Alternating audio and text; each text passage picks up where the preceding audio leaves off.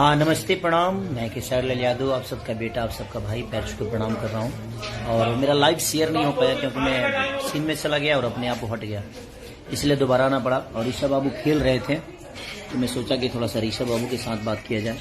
सबको हेलो बोलो आप। हेलो, पूछ लो हाल चाल सबका। क्या कर रहे हो? ठीक हो? हाँ खाना वाना सब लोग खा लिए? पूछो। खाना सब खा लिया?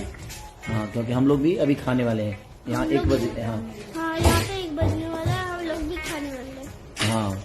और अभी हम लोग कौन सा मूवी शूट कर रहे हैं? लाडला 2। लाडला 2।